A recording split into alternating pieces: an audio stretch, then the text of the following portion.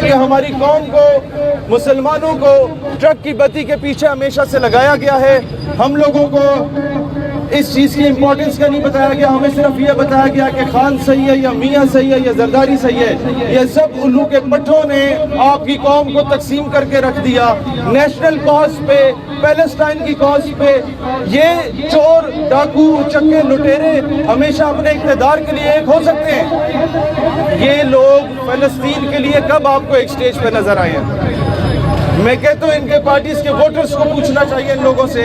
میاں صاحب، خان صاحب، چودھری صاحب، آپ اپنے بازو کو زبردستی توڑوا دیتے ہیں، لیکن آپ کب فلسطین کے لیے خان صاحب کو بولیں گے اور میاں صاحب کو بولیں گے کہ آپ ایک ہو جاؤ؟ نہیں بولیں گے. شہید تیرے جان نثار، بے شمار بے شمار، شہید تیرے جان نثار، بے شمار بے شمار، شہید تم قدم بڑھاؤ ہم تمہارے ساتھ ہیں. اس کے بعد ہم لوگ امام مالک سے جب کسی نے پوچھا کہ اگر کوئی حضور علیہ السلام کی شان میں بے ادبی کرتا ہے تو اس کے ساتھ کیا ہونا چاہیے، تو وہ کہتے ہیں اس کو زندہ رہنے کا حق نہیں ہے. پھر پوچھا جاتا ہے کہ اگر وہ زندہ رہتا ہے تو پھر کہتے ہیں پھر امت کے باقی رہنے کا جواز نہیں رہتا. تو دوستان ذی وقار، it's the high time to tell the entire world کہ یہ مسلمان سویا ہوا ہے، مرا ہوا نہیں ہے. یہ مسلمان اب اتنا بغیرت نہیں ہو گیا کہ حضور کی ناموس کے معاملے پہ خاموش بیٹھا رہے. ہم بھلے تعداد میں آج کم صحیح، میں بڑا کیٹیگوریکلی بات کرتا ہوں، جو لاکھوں کا مجمع نواز شریف اور خان صاحب کے پیچھے ان کے اقتدار کی جنگ کے لیے نکلتا تھا، وہ کوانٹیٹی تھی. جو حضور کی ناموس رسالت کے لیے چند لوگ بھی نکلے، یہ کوالٹی ہے الحمدللہ. اور quality matters, quantity doesn't matters. کیونکہ غیرت نہ ہو تو درجنوں ملکوں کا اتحاد کچھ نہیں کر سکتا.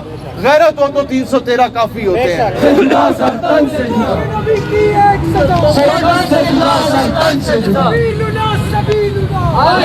آج پاکستان کے 82 شہروں میں پاکستان نظریاتی پارٹی نے احتجاج کیا. انٹرنیشنل سطح پہ جو لوگ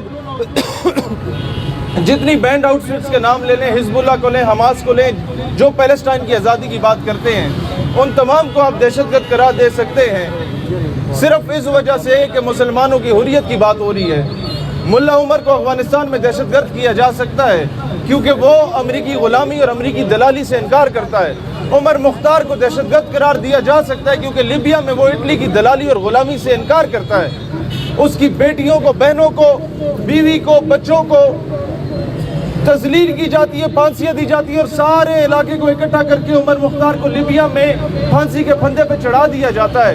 اس کے بعد کیا ہوتا ہے کہ پھانسی کے پھندے پہ چڑھنے کے بعد 10 سال کے بعد جا کے آپ کا لیبیا آزاد ہوتا ہے. اور جب لیبیا آزاد ہوتا ہے تو آج بھی لیبیا کے نوٹ پہ عمر مختار کی تصویر ہے. اس کا مطلب کیا ہے؟ ملا عمر کی ایگزامپل لے لو. افغانستان میں اس کے ساتھ کیا کچھ نہیں کیا گیا، زیادتیاں کی گئیں، داڑیاں نوچی گئیں وہاں کے مجاہدوں کی.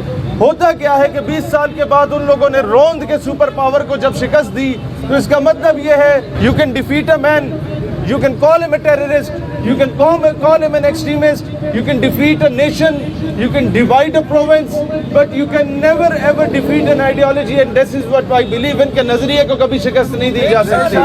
قوموں کو شکست دی جا سکتی ہے، ایٹمی قوت کو نیست و نابود کیا جا سکتا ہے، صوبوں کو تقسیم کیا جا سکتا ہے، لیکن پاکستان وطن عزیز یہ فلسطین ایک نظریے کا نام ہے اور نظریے کو کبھی شکست نہیں دی جا سکتی. ہم یہی بات کہنا چاہتے ہیں گورنمنٹ آف پاکستان سے کہ اقوام متحدہ میں یہ آپ قرارداد لے کے آئیں کہ گریٹ ولڈرز سمیت جتنے بھی ایسے لوگ گستاخی کرتے ہیں ان کو بین الاقوامی دہشت گرد قرار دیا جائے. ان پہ، ان کی فیملیز پہ، ان کے پورے ملکوں پہ سینکشنز لگائی جائیں اگر وہ کچھ نہیں کرتے.